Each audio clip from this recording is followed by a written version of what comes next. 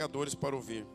E murmuravam os fariseus e escribas, dizendo: este recebe pecadores e come com eles. Então Jesus propôs esta parábola: qual dentre vós é o homem que, possuindo 100 ovelhas, perdendo uma delas, não deixa no deserto as 99 e vai em busca da que se perdeu até encontrá-la, e achando, põe-na sobre os ombros, cheio de júbilo, e indo para casa, reúne os amigos, vizinhos, dizendo: alegrai-vos comigo, porque eu achei a minha ovelha perdida. Digo-vos, assim haverá maior júbilo no céu por um pecador que se arrepende, do que por 99 justos que não necessitam de arrependimento. Versículo 8, ele fala a segunda história, ele fala: ou qual é a mulher que, tendo 10 dracmas, se perder uma, não acende uma candeia, varre a casa e procura diligentemente até encontrá-la, e tendo achado, reúne as amigas, vizinhas, dizendo: alegrai-vos comigo, porque achei a dracma que eu tinha perdido. Eu vos afirmo que de igual modo há júbilo diante dos anjos de Deus por um pecador que se arrepende. Agora ele entra na tríade da terceira história, contando: continuou. Certo homem tinha 2 filhos, o mais moço deles disse: pai, dá-me parte dos bens que me cabe. E eles repartiu, os haveres. Passados não muitos dias, o filho mais moço, juntando tudo que era seu, partiu para uma terra distante, lá dissipou todos os seus bens, vivendo dissolutamente. Depois de ter consumido tudo, sobreveio àquele país grande fome, ele começou a passar necessidades. Então ele foi e se agregou a um dos cidadãos daquela terra, e este o mandou para os seus campos a guardar porcos. Ali ele desejava fartar-se das alfarrobas que os porcos comiam, mas ninguém lhe dava nada. Então, caindo em si, disse: quantos dos trabalhadores de meu pai têm pão com fartura, e eu aqui morro de fome? Levantar-me-ei, irei ter com meu pai, e lhe direi: pai, pequei contra o céu e diante de ti, e já não sou digno de ser chamado teu filho, trata-me como um dos teus trabalhadores. E levantando-se foi para o seu pai, e vinha ele ainda de longe. Quando seu pai o avistou, e compadecendo-se dele, correndo, abraçou e o beijou. E o filho disse: pai, eu pequei contra o céu e diante de ti, já não sou digno de ser chamado teu filho. O pai, porém, lhe disse aos seus servos: trazei depressa a melhor roupa e vestiu. Põe-lhe um anel no dedo e sandálias nos pés. Traz-me também matai o novilho cevado, comamos e nos regozijemo-nos. Porque este meu filho estava morto e reviveu, estava perdido e foi achado, e começaram a regozijar-se. Ora, o filho mais velho estivera no campo, e quando voltava a aproximar-se da casa, ouviu a música e as danças, e chamou um dos criados e perguntou-lhe o que era aquilo. E ele informou: veio o teu irmão, e o teu pai mandou matar o novilho cevado, porque o recuperou com saúde. E ele se indignou e não queria entrar. Saindo, porém, o pai procurava conciliá-lo.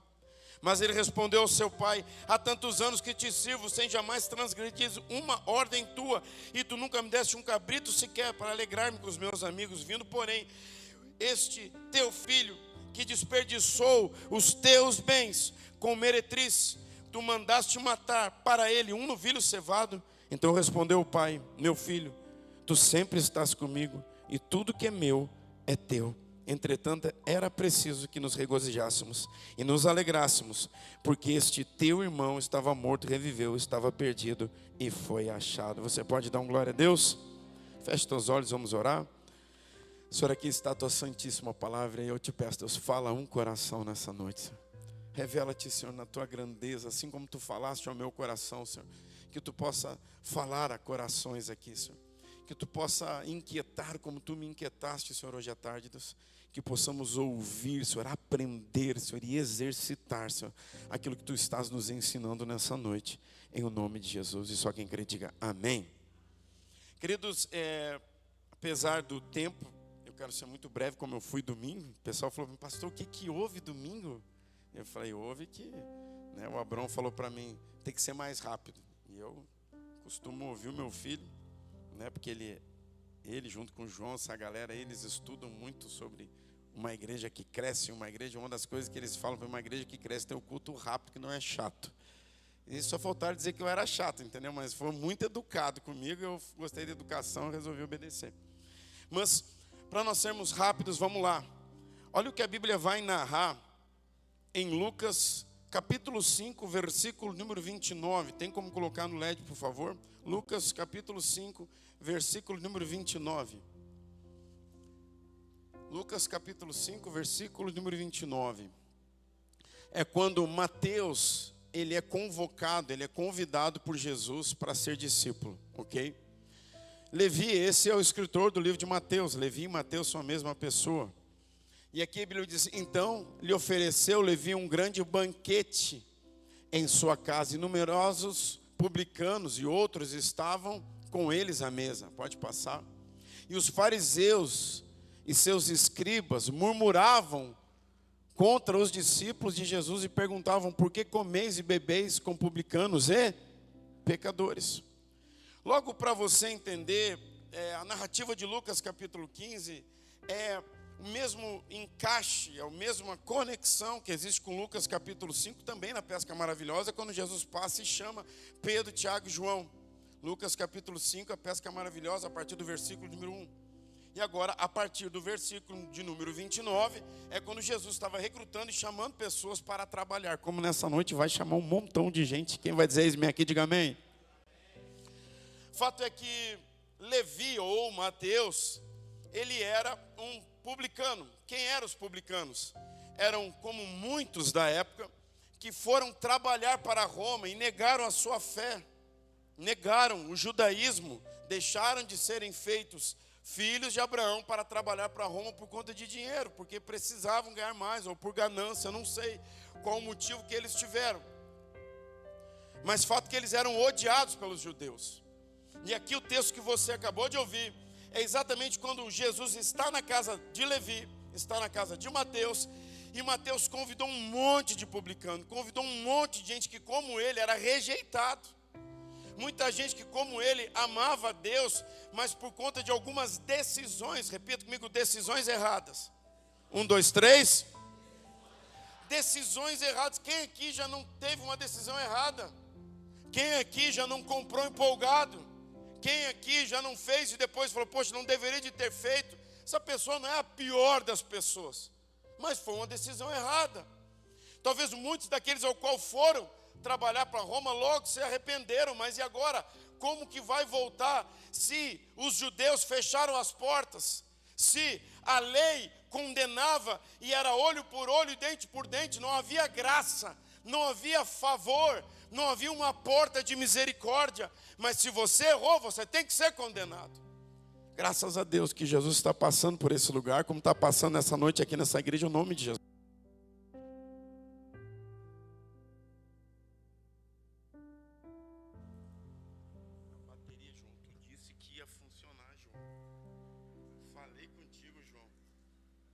Falei com ele antes do culto, ele falou: varão, vai dar certo. Eu falei: não vai, João.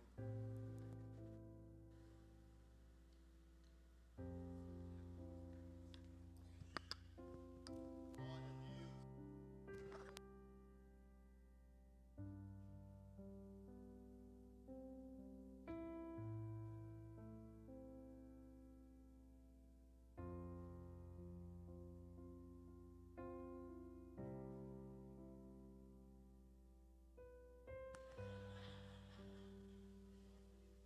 A gente perguntou para mim: o que é isso? Eu falei: calmante. Mas vamos lá, voltando. Quando você olha para esse contexto, assim estava todo o povo contra essa turma que ninguém queria abrir a porta, que ninguém queria abençoar, que ninguém queria amar. Sabe, queridos, esse texto ele fala muito ao meu coração sobre quem nós estamos sendo nessa geração em relação às pessoas que precisam do nosso abraço. Quem nós estamos realmente representando? Aqueles que se orgulham de serem perfeitos, de terem tomado as melhores decisões? Ou aqueles que realmente vão abrir a porta para dizer: eu sei que você errou, mas não estou aqui para te condenar.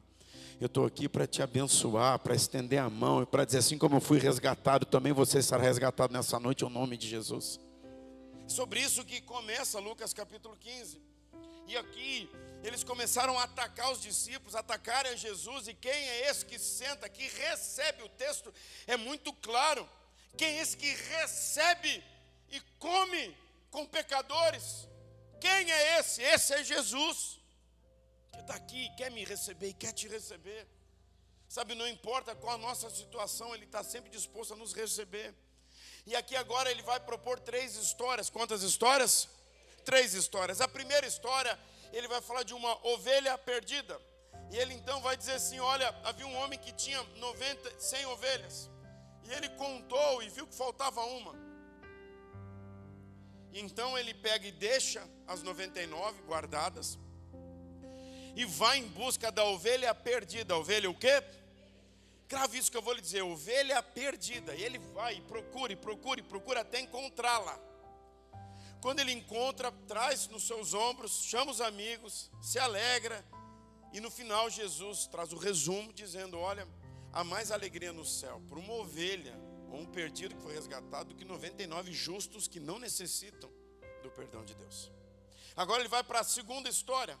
E ele fala, uma mulher, ela tem 10 dracmas. Quantas dracmas? 10. E ela perde uma.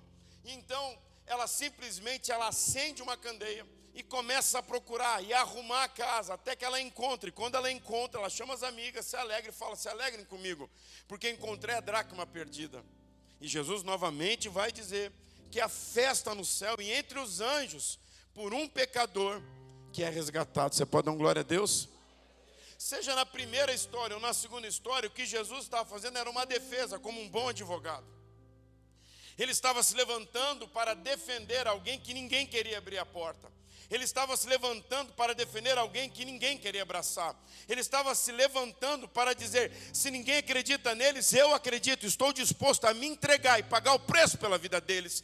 Sabe, talvez você está longe, talvez você está entristecido e ninguém acredita em você, mas tem um Jesus que hoje está te defendendo e pagando o preço pela tua vida em nome de Jesus. Aqui, nesse momento é incrível porque o primeiro ele vai atrás e encontra. No segundo ela precisa acender uma lâmpada e procurar valores perdidos dentro da casa. E agora ele entra na terceira e mais famosa, a famosa parábola do filho pródigo. E quem sabe o que é pródigo aqui? Pródigo é aquilo que brasileiro faz com muita facilidade. Fala para quem está do lado, gasta mais do que pode. Pródigo significa alguém que gasta demais. Pródigo é aquele que recebe e gasta o que não produziu. Alguém produziu para ele, ele pegou o recurso e saiu gastando, sem pensar no dia de amanhã. Isso é um pródigo, é alguém que não tem consciência de administração. A Bíblia vai narrar, e aqui ele diz que um homem tem 2 filhos. E eu costumo falar assim, o que eu queria falar nessa noite é sobre a decisão. E o tema da mensagem tem o tema, não tem? Não tem o tema. Eu vou tomar mais calmante.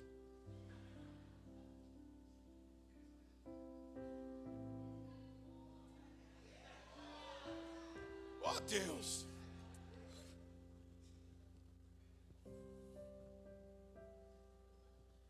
Vocês vão para o inferno assim. É o Abrão que vai para o inferno, mas é vocês que estão aí. Vai ninguém não, vai tudo para o céu, amém? Graças a Deus pela misericórdia, senão eles não iam não. Mas vamos lá, voltando. O tema dessa mensagem seria o filho que decidiu. Você pode repetir? 1, 2, 3?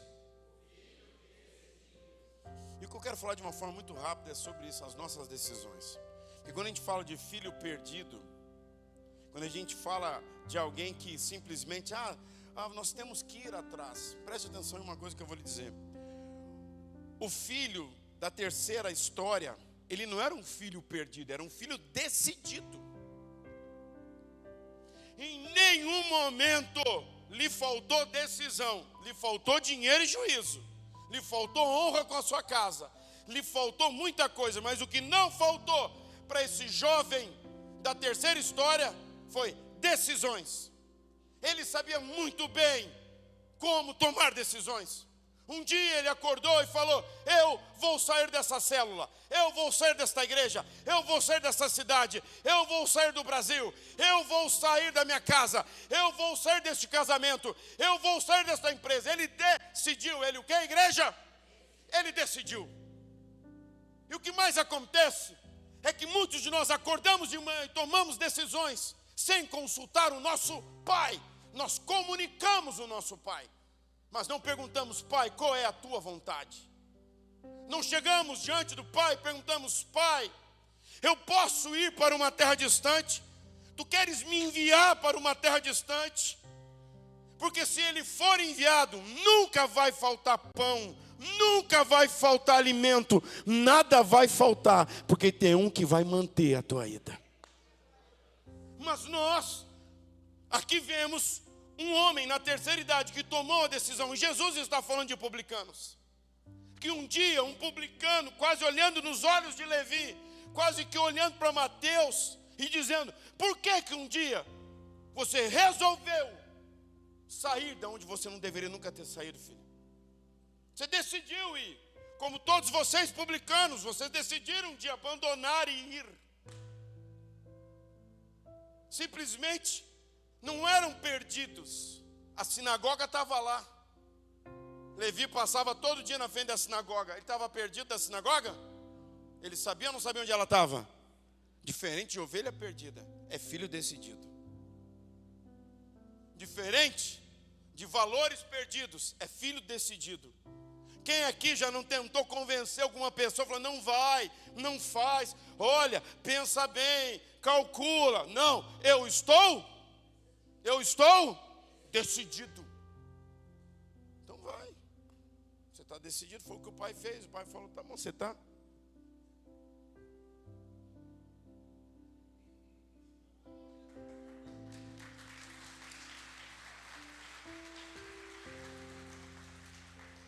Ainda bem que hoje não crucifica mais, viu?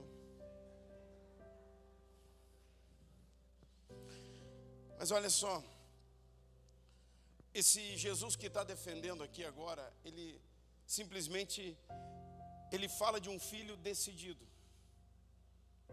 Sabe, muitos de nós estamos colhendo consequências na nossa vida por conta das nossas decisões.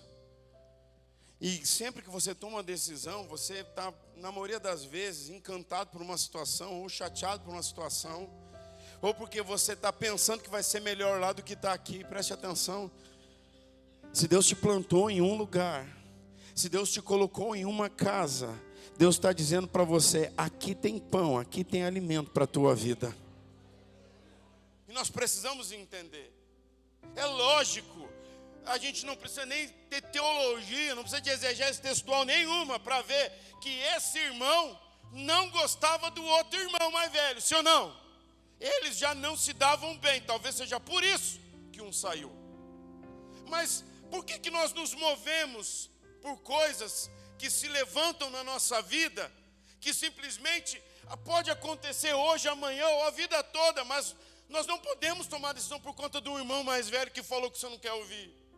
Você não pode sair da igreja, da célula, do Brasil, do planeta, porque alguém fechou a cara para você, porque alguém acha que você não merece. Não.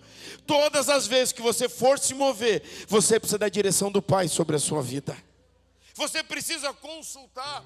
Eu queria alertar esta igreja hoje: não seja da geração que comunica ao Pai e pede a bênção. Sabe o que mais dói hoje nessa geração? É alguém que chega e fala assim: ó, pastor Léo, eu estou indo embora, o senhor me abençoa? Sabe o que eu faço? Vai, Vaz. Boa sorte. O que o pai vai fazer? Quer ir? Vai. Mas o pai fica orando. Ele decidiu ir, mas eu sei que qualquer hora ele vai decidir, ele vai voltar. Ele foi, mas eu tenho certeza que ele vai voltar. E eu quero profetizar em nome de Jesus. Ouça o que o Espírito Santo está falando nessa noite. Tem gente que foi e o Espírito Santo vai convencer de voltar em nome de Jesus. Você pode aplaudir o Senhor e dar um brado de júbilo? Vai voltar. Escuta o que eu estou lhe dizendo, vai voltar. Vai voltar. Pessoas tomam decisões erradas. Sim, tomam. Pessoas erram, sim, erram. Colhem consequências devastadoras. Mas eu quero dizer uma coisa: o meu Jesus está aqui, a porta está aberta. A porta está aberta para abençoar. A porta está aberta para trazer doutrina, de ensino, de princípios para a vida deles. Sabe, este menino, ele vai, ele decide ir. Quando ele passa um problema, ele decide voltar. Ele decide o quê? Olha que menino decidido. Decidiu ir e agora decidiu o quê? Hoje é noite que tem muita gente que vai voltar em nome de Jesus. A ficha cai, eu decido voltar. Mas o Espírito Santo, mas eu tenho que ver uma bola de fogo. Não, é você que decidiu sair, é você que tem que decidir voltar. Foi você que um dia falou para mim, chega, e agora tem que falar para mim, chega, está na hora de voltar. E volta, volta porque tem muita coisa para fazer na tua vida e através da tua vida, em nome de Jesus. Aqui agora acontece uma coisa, eu escrevi isso que me chamou muita atenção. Quando o filho volta, o pai se alegra, o pai fica feliz, viu o filho voltando, e o pai torcia para que o filho voltasse, o filho volta. Quando o filho volta, o pai dá 3 coisas para ele. O que o pai faz? 3 coisas. A primeira é roupa, a segunda é um anel, e a terceira é sandália. Eu quero que você pense comigo uma coisa. Aquilo foi presente ou aquilo foi princípios? A gente costuma dizer assim, o pai deu de presente. Aquilo não era presente, gente. Aquilo não era presente. Aquilo é algo poderoso que cabe para mim e cabe para mais 2 ou 3 aqui, em nome de Jesus. O que é a primeira coisa? Por que nós usamos a nossa roupa? Qual que é o fundamento da nossa roupa? Nos cobrir. O que o pai quis dizer para o filho, ele falou, traz roupa. Ele disse, filho, preste atenção, estou feliz que você está voltando. Sabe por quê? Porque nessa casa você vai ter cobertura sobre a sua vida. Ele está dizendo, filho, pode voltar. Sabe por quê? Porque aqui nessa casa você não vai ficar mais com a sua nudez exposta, mas aqui tem cobertura sobre a sua vida. Você pode dar um glória a Deus? Quando ele estava lá fora, ele quis a cobertura dos porqueiros, não cobriram ele. Mas o pai está dizendo, volta, pode voltar, filho, porque aqui haverá cobertura sobre a sua vida em nome de Jesus. Dá a melhor roupa, a melhor cobertura possível, cobre esse menino.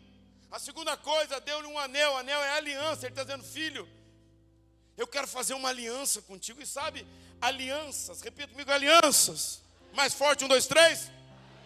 Deus é um Deus de aliança. Tem uma música do Trazendo a Arca. Deus de aliança, Deus de promessa, Deus que não é homem para... O que é mentir? Sabe, ele fez aliança com Noé. Ele fez aliança com Abraão. Ele fez aliança com os reis de Israel. Ele fez aliança com profetas. 1 Coríntios 11, 23, o próprio Jesus fala, esse cálice é a nova aliança no meu sangue. Sabe, o meu Deus, Ele tem uma aliança para alguém aqui nessa noite, em nome de Jesus. Ele quer colocar esse anel no teu dedo para dizer assim, olha, eu conto com você, aliançado comigo, você vai ser um comigo e eu contigo, em nome de Jesus. E a terceira coisa, eu quero que você, eu sei que é chato fazer isso, já pediram para mim não fazer, mas eu vou fazer. Não precisa falar para quem está na sala, aponta o dedo para você e fala assim, cuida o que tu fala, vaso. Aponta, já que não quer falar com quem está lá, fala assim, cuida o que tu fala, vaso. Olha aqui.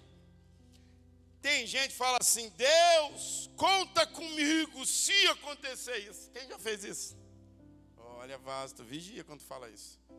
Deus, se eu conseguir essa porta de emprego, conta comigo. E aí, o que tu está fazendo parado na igreja? Deus fez ou não fez? Fez ou não fez, gente? E por que tu está parado? Deus, se tu curar minha mãe, meu pai, meu cachorro, a avó do Badanha, o João das Couve, se o Senhor conta comigo. E por que você está parado? Fez ou não fez a tua vida? Sim ou não? Fez. E por que você está parado? Preste atenção, tem que cuidar o que a gente fala. Porque quando ele estava lá com os porqueiros, quando ele estava sem cobertura sobre a vida dele, quando ele estava necessitado, ele caiu em si, tomou decisão, tenho que voltar. E se ele tivesse ficado quieto, tudo bem. Mas ele veio voltando e falou, eu quero ser um trabalhador da casa do meu pai. Quantos tem pão com fartura? Eu quero ser um trabalhador. Eu quero ser um trabalhador. Eu quero trabalhar para a casa de Deus. Eu quero trabalhar para essa igreja. Eu quero trabalhar para a minha célula. Eu quero trabalhar para o reino de Deus. E ele veio falando e o céu só aqui. Está anotando? O anjo falou 19 vezes agora que vai trabalhar para o reino de Deus. E veio falando. Por que eu estou falando isso para você? Porque ele falou, trata-me como um dos teus trabalhadores. Eu quero trabalhar nessa igreja. Conta comigo, pastor. Conta comigo. É só tu comer um novilho cevado. Não precisa nem comer um novilho cevado. Quer um pezinho de galinha no teu prato. Tu já vira as costas. Dá uma glória a Deus para não chegar contigo, vaso. Por que eu vou falar isso? Porque não tem sentido sandália nesse texto. Não tem sentido nenhum. A sandália não tem sentido nesse texto, senão por aquilo que Jesus estava ensinando. Porque Jesus está falando com Levi, Jesus está falando com Mateus. Ele falou: estou tomando pedrada para te levantar, vaso. Estão me chamando de um monte de coisa, estão me atacando, estão dando pedrada, estão preparando cruz para me ferrar, e eu estou aqui porque eu creio que Deus tem uma obra na tua vida. Mas Levi, não é para você vir para ficar parado, já que você disse que quer trabalhar, eu vou te resgatar, mas tem uma missão para me colocar nas tuas mãos.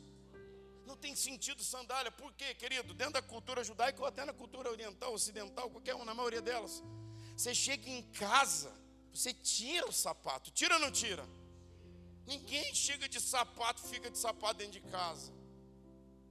O próprio João vai narrar: eu não sou digno de desatar as sandálias dos pés dele. Por quê? Cultura deles, chegou na casa, vem alguém e desata a sandália e tu entra descalço. Entra como? Descalço. Tu está entrando na casa do pai, tu entra descalço. O próprio Deus, quando armou a casa dele em cima do monte, chamou Moisés e falou: tira a sandália, vem, eu quero falar contigo. Ele tirou a sandália e veio para o encontro. Mas aí agora na parábola ele fala: bota uma sandália. Mas eu estou chegando, tu está me dando uma sandália? É como se o pai estivesse dizendo: o anjo disse para mim que tu falou 19 vezes que tu queria trabalhar. O anjo acabou de me avisar aqui, ó, que tu disse que se eu te der pão com fartura, que se eu te abençoar, que se eu te perdoar, que se eu te redimir, se eu abrir a porta para você, se eu fizer, é para mim te tratar como um trabalhador. Então preste atenção, eu não vou te botar num sofá, numa poltrona para ficar parado. Eu vou colocar as sandálias nos teus pés, porque tem um evangelho para ser anunciado nessa cidade. Porque você não vai ser resgatado, Levi, para ficar parado dentro da igreja. Eu não vou tomar as pedradas que eu estou tomando, Levi, para você ficar sentado nessa poltrona. Mas eu tenho uma sandália, Efésios 6,15, calçados pelo evangelho da paz. Deus fez algo pela sua vida, diga glória a Deus. Eu pergunto para você: o que você está fazendo com a tua sandália? O que você está fazendo com essa sandália? Você acha que você tem o direito de prometer algo para Deus e não cumprir? Isso é voto de tolo. E você não é tolo. A terceira parábola, Jesus ele está dizendo para o publicano que está voltando, o pecador que está voltando: eu vou te dar cobertura, eu vou ser um contigo, nós vamos ter uma aliança, mas eu quero que você entenda que Deus tem um propósito na tua vida. Eu quero que você coloque a sandália, porque eu não vou colocar mais um para ficar sentado, parado, murmurando aqui dentro. Eu quero que você entenda que tem muita coisa para ser feita lá fora. E sandália para andar de porta em porta, de aldeia em aldeia, em cidade em cidade, anunciando o reino de Deus. Eu pergunto para você, em meio a tudo aquilo que Jesus está pregando agora, Jesus prepara um novilho cevado. O pai prepara um novilho cevado, entrega para eles comem. Chega o filho mais velho, que era os que estão atacando. Que era exatamente do início do texto, aqueles que estão indignados porque Jesus recebeu pecadores. E eles pegam e falam assim: olha, mas ele desperdiçou tudo que ele tinha. E você dá um novilho cevado para mim, você nunca me deu nem um cabrito para me alegrar com os meus amigos. E aí o pai pega e fala uma coisa, fala: tudo que é meu é teu. Só que nós temos que nos alegrar com quem está chegando. Por que será que aquele pai ele está tão feliz com quem está chegando? Porque tem muita gente que chega, mas não quer a sandália, quer só o pão com fartura. Tem muita gente que quer voltar, mas pensa que Deus não tem um propósito na sua vida. Essa sandália é o propósito, é uma chamada que Deus tem para mim, tem para você, é uma chamada universal. Ide por todo mundo e pregar o evangelho a toda criatura. Essa é a minha sandália, essa é a tua sandália. É isso que nós temos que entender no reino de Deus. Se você é aquele que foi resgatado um dia, mas está parado, meu querido, está na hora de pegar essa sandália hoje, ao nome de Jesus, e começar a anunciar o reino de Deus. Sabe, por mais que muitas pessoas não gostem de você, o meu Jesus está aqui para te defender. Por mais que as pessoas tentem te difamar, meu Jesus está aqui para te defender. E está dizendo para você: eu vou confiar algo grande nas tuas mãos, em nome de Jesus. Eu quero perguntar se tem alguém aqui nessa noite que quer servir ao Senhor. Eu quero perguntar se tem alguém aqui nessa noite que um dia falou: Senhor, conta comigo. Se tem alguém aqui nessa noite que um dia falou: Senhor, eu quero trabalhar para Ti. Tem alguém que fez isso? Se você fez isso, então à noite você pegar essa sandália, sabe, e entender que há muito, muito, muito a ser feito nessa cidade. O final desse texto é que Mateus escreve, talvez dos 4 evangelhos, um dos mais poderosos. Foi aquele que simplesmente abriu mão de muito recurso financeiro para pregar o evangelho, mas inspirou lá na frente, Lucas 19, o maioral dos publicanos, chamado Zaqueu, a também fazer a mesma coisa. Se ele largou, eu também vou largar essa vida. Se Jesus abriu a porta para ele, também vai abrir para mim. Aquilo que você faz hoje em Cristo vai abrir a porta para outros também, em nome de Jesus. Que essa igreja venha entender o nosso papel aqui nessa cidade. Que essa igreja venha entender o nosso papel agora, diante de tudo aquilo que estamos vivendo como igreja no século 21. Se você é alguém que ama esta igreja, coloque as sandálias. Essa igreja, ela tem um objetivo, ela tem um alvo, ela tem um trilho. E é muito bem definido isso como igreja. Eu quero que você, sabe, pergunte para o Senhor o que Ele quer que você faça. Ao invés de você chegar e comunicá-lo a sua decisão, pergunte para Ele o que Ele quer. Sabe o que Ele quer? Ele quer te cobrir, Ele quer estar aliançado contigo e Ele quer te dar uma missão. Essas sandálias estão aqui no altar hoje para ser entregue para 2 ou 3, em nome de Jesus. Quero convidar vocês a se colocar de pé, sair do seu lugar e vir à frente. Nós vamos começar a orar agora. Eu quero que você peça para o Senhor a sua sandália hoje. Eu quero que hoje você diga: Senhor, eu preciso não só de pão, mas eu preciso dessa sandália, Senhor. Oh Deus Todo-Poderoso, eu apresento diante de Ti, Senhor, a igreja do Evangelho Quadrangular de Búzios, Deus.